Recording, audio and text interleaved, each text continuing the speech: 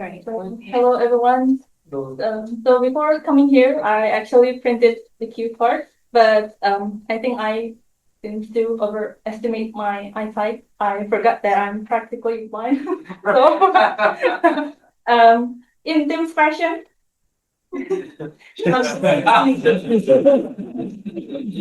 okay, as has been introduced, my name is Hanny Imania. I'm a full-time second-year PhD student, meaning I know stuff, but also not really. Today, I'll be presenting part of an ongoing project. So there are still many things to be discovered, and that I might not have the answer to at the moment. So bear with me. My research investigates the transformative shifts in the representation of Japanese script. I can assure you that if you see the title in here, that is not a typo of Japanese. That would be Helen's. And also not to confuse with JavaScript. It's also different. So what is the Japanese script? I'm going to go into that in a bit, but in this particular paper, I'll be talking about how hierarchical marker in Javanese script influence readers' interpretation and how their transformation from manuscript to type has altered the script social and communicative depth. Before getting into the topic about Javanese script, I'd like to start with giving you just a bit of a background. Javanese, sorry, I need to do, sorry. Yes. Javanese is an indigenous script in Indonesia, a country formerly known as Dutch East Indies under Dutch colonialism. It's a big country in Southeast Asia, also a home to about 700 regional languages. We do have a unifying or national language in Indonesia called Bahasa Indonesia to use in formal setting. Although some people might know it simply as Bahasa. I'm not sure if you've heard about it before. I think some Indonesian might get the ick because Bahasa simply means language, but that does not necessarily explain which language. So yeah, for most people in Indonesia, the Indonesian language is their second language, with the regional languages as their mother tongue. So English is probably their third or even fourth. So we have 5 main islands in the archipelago. Spoiler alert, Bali is not among them. Even though it has been hard carrying our national reputation in the global scene. Java is the smallest among of all 5. Bali is an even smaller one, just in here. This is Bali. And yeah, despite its size, Java Island accounts for over half of the national population. Like that's Indonesia population is like 285 million, so over half are in Java. So you can probably imagine how densely populated Java is, while the other islands remain relatively empty. And Javanese language is the most widely spoken regional languages, not only in island of Java, but in the whole country, with approximately 100 million users. So that's around a third of the national population. And that's an integral part in everyday communication. The Javanese script, however, once the dominant writing system, particularly in the region, does not share the same continuity with the language due to several factors I'm about to just tell you shortly. So in 1928, the Declaration of Sumpah Pemuda, or Youth Pledge, aimed to inspire a sense of patriotism with its 3 ideals: one homeland, one nation, one language, Indonesia. At the time of this declaration, Javanese speakers comprising around 47% of the total population. Yet the Javanese language, along with its script, was not chosen as the official language and the writing system of the nation to help prevent regional bias and to foster unity. And the drawn-up process of Indonesia's independence in 1945 fueled some kind of resentment towards Dutch affiliation, the language, the culture, education system, you name it, which shown in the Hotel Yamato incident, where the youth ripped off the blue out of the Dutch flag to convert it into Indonesian red and white flag. Now, this resentment also somehow sped up the process for Indonesian language derived from Malay, a lingua franca among traders in the regions at that time to become the national language.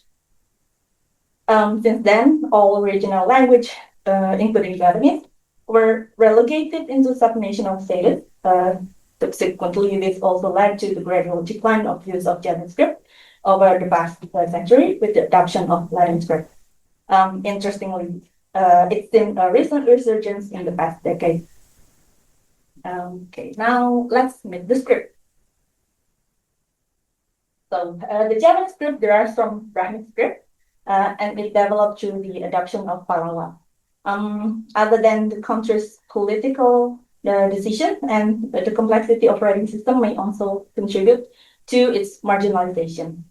While it still retains the alpha-syllabic system, the arrangement does not follow the state ka, ka, ga, ka, na order like many other Brahmin-derived scripts. On the right here, you can see Devanagari script and the comparison.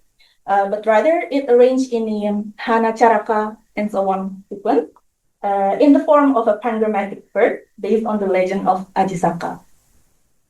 So the pangram, line to line, translates to there were two messengers, they had animosity among each other, they were equally powerful in fight, they both become corpses.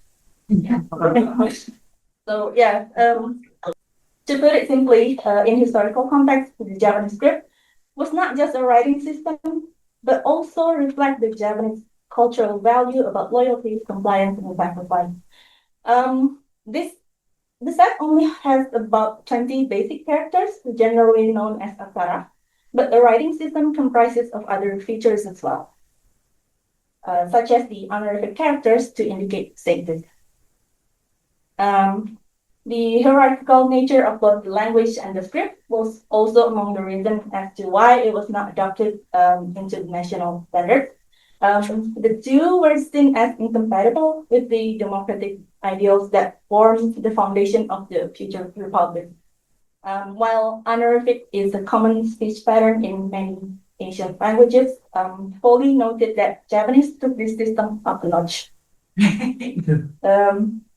This may vary among the Javanese-speaking regions, but just to give you an idea, the language can generally be divided into 3 hierarchical classes, which if you're familiar with any Asian languages, this might be a common feature. I also think that it's fascinating that the hierarchy is also reflected in the writing system and into the mechanical reproduction of the script as well, where it was divided into 3 major positions of it.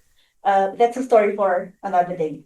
Back to honorific. For example, people in Java don't just simply refer to you as you, but it depends on your relation with the speaker or how they position themselves in regard to you. So there are different ways to address someone else. For example, there's sampean, translated to your feet, awakmu, translated to your body, and dasmu orangmu, translated to your head or your face. So when you're talking to your friends or someone with equal social status, you're seeing them on eye level, or rather, in this case, body level. But if you're talking to someone of a higher social status than you, it's as if you're on level with their feet, or that you bow your head when you're talking to this person so you can only see their feet. Therefore, sampean, your feet. And vice versa. So if you're talking to someone lower than you, you're only seeing their head or their face. But in reality, it's very rude to call someone this. It's basically an insult. And this Javanese hierarchical nature is not expressed solely through linguistic registers, but also extended and visually encoded within the writing system. Firstly, in the character set known as aksara murda. If you're familiar with South Asian languages, it might mean something different. So yeah. Initially, the old Javanese script employed a larger number of basic characters of approximately 35 characters in here. Yeah, but the modern Javanese uses only 20 basics. That's the one in orange. It was then rearranged into the pandramatic sequence in earlier slide.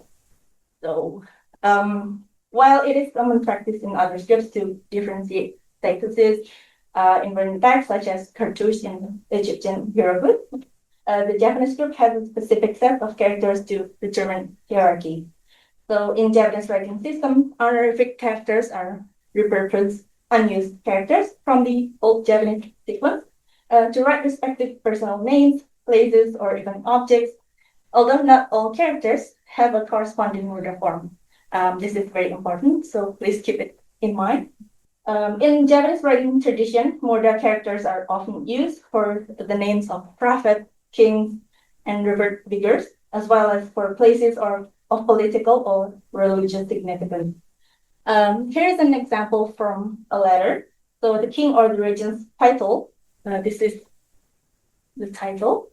It's translated to His Exalted Majesty, to whom homage is paid, the one who possesses the throne, commander-in-chief in war, servant of God the most gracious, a just protector of the people, is written in Murda character. So even though the reader, for example, might not know who he is, the utilization of the modern form, as opposed to the regular characters, inform that he is someone of a higher status. While it may serve a similar purpose, it is not exactly the equivalent of capitalization in Latin alphabet, as not all syllables in one's name can be written in modern characters, as you can see in here. Here's another example, but this time it's from a stable movable type produced in 1839. So from the image on your left, we can see that the honorific characters are still maintained through the transition to mechanical reproduction. This is still from the same book on the right, is a comparison to how ordinary people's name is written, which is not using the Murda characters. So you can clearly see the difference in status between the two. However, adaptation in later movable type showing attempts to simplify these characters into diacritic-like system by placing a hyphen under the regular character. Quoted from the report of the Foundry. Apart from economic reasons, since Japanese script has such a large number of characters compared to Latin alphabet, that is, this simplification also aimed to reduce the time needed for typesetting the text. The image you see here is the Japanese translation of the Ten Commandments. I think by now you can guess which words honorific is applied to. For example, in point number 1, thou shalt not have no other gods before me. And in point number 3, thou shalt not take the name of Lord thy God in vain. I wonder if anyone can guess what's the word underlined? God, yes, exactly. Yes. So we have the same word here in point number 1 and 3, God, which in Japanese translation is written as Allah. Let's see point number 4. Remember the Sabbath day to keep it holy. Any idea? What word? No. Sabbath. But yes, exactly. So the final word in Japanese translation is Sabbath, and the syllable sa is underlined, which indicates respect, or as the text says, holy. The enlarged text is another example, still from the same typeface in the same report, read as Kota Mecca, or the city of Mecca, a city with religious significance for Muslims. The syllable ma is also written with an underline indicating that it is a highly regarded place for the city. Now, the thing is, most of those syllables do not have a murda form in the original arrangement, and only sa does. So to put it simply, this system enables the honorification of the initially non-honorific characters. But while this reduction offers a more instant recognition of the honorific words, probably also those who are not familiar with the script, once you figure out the system, that is. This simplification, however, entails other compromises because Japanese writing system employs the stacking method. This diacritic replacement as a result, disable some consonant combinations. In recent development, however, this method is not favored by the local, with them basically prefer to revert to the original hierarchical model form. Let's take a look at another hierarchical element in Japanese writing system known as the opening marker. So apart from Murda characters to be used to write respective people, place, or object, hierarchy is also reflected in opening markers, or also known as pada. Shown here are three characters in Japanese script to be used at the beginning of a letter. Pada luhur, pada madya, and pada anda. It's a little bit frustrating because I have very limited information about these characters, but basically, you use this marker based on your relationship with the recipient. So, for example, if you're sending the letter to your subordinate, you use the longer slash to indicate your higher status. But if you're sending it to someone higher in social position than you, then you lower yourself by using the short slash. There you go.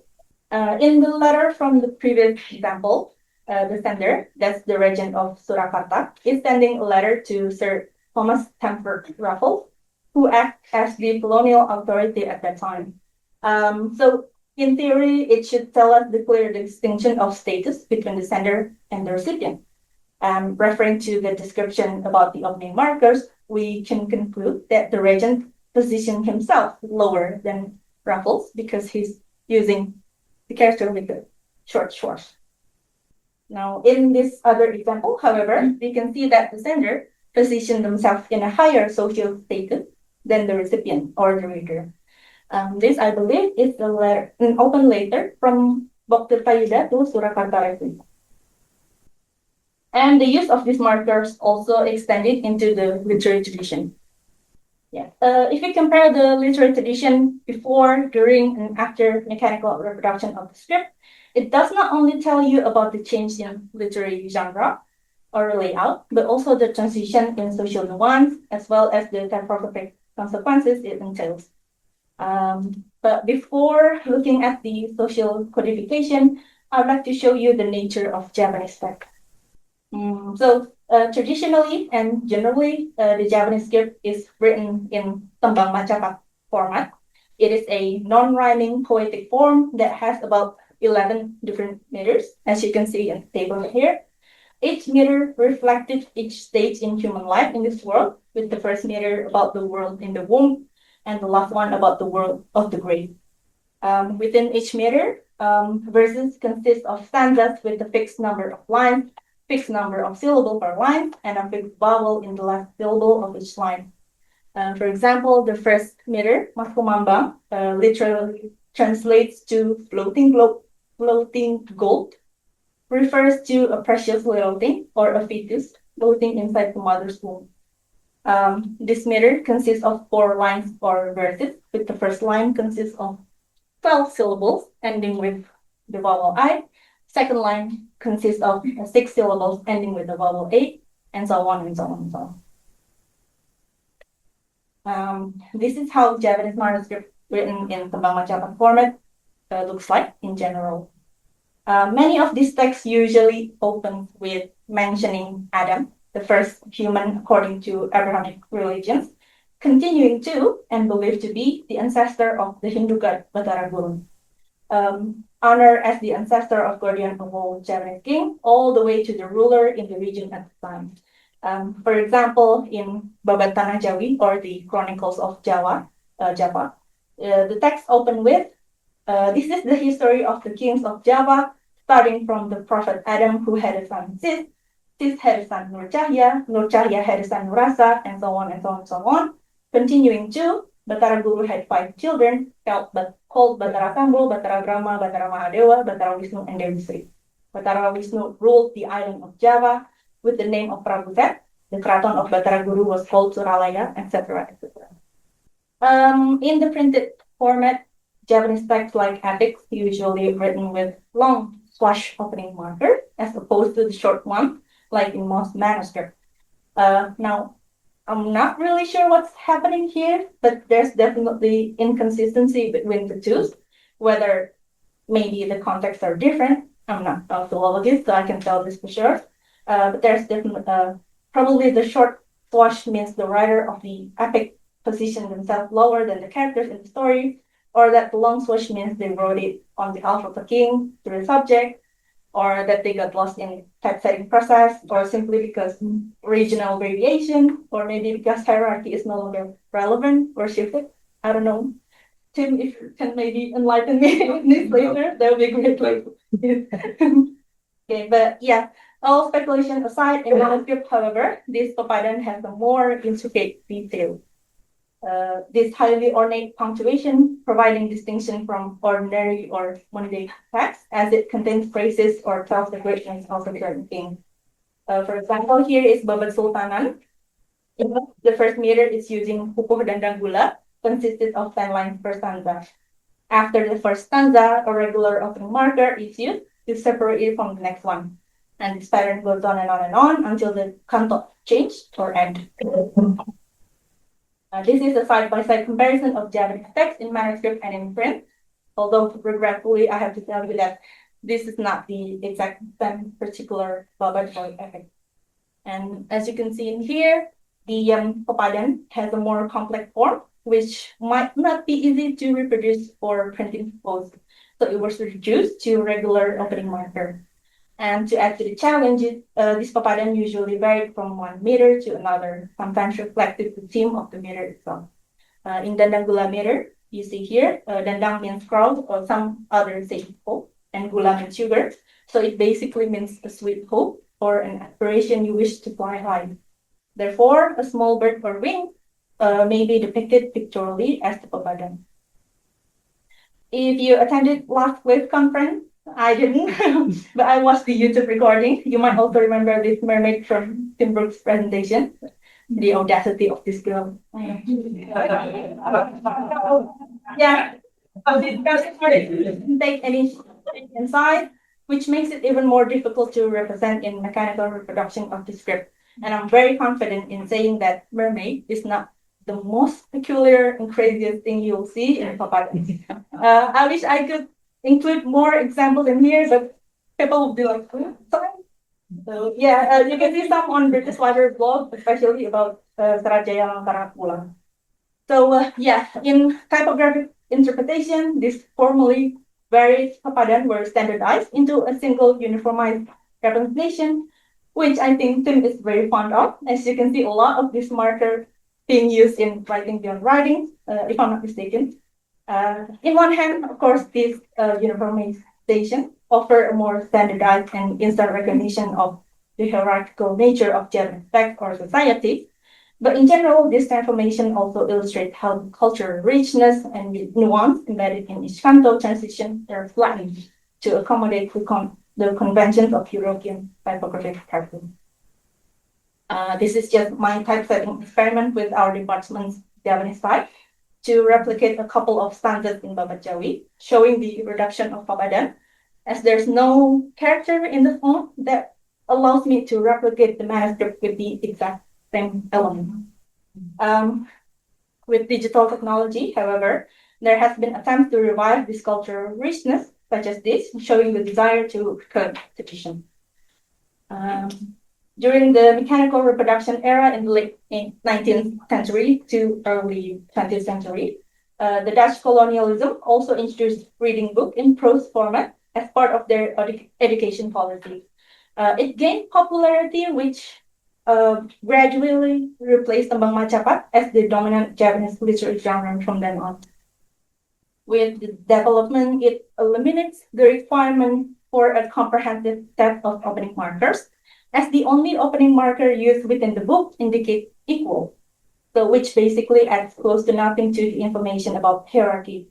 You might also notice the difference in structure, especially in the second page in here, where the text is no longer justified and instead use a more flexible layout with paragraph indentation. So yeah, this kind of format no longer encodes social hierarchy because the communicative situation is not assumed to be socially equal after adopting the Western prose model. So it reflects a more neutralized writer-reader position shaped by the Western prose convention. The printed traditional Japanese text with clear social status indicator has then been replaced with body level indicator.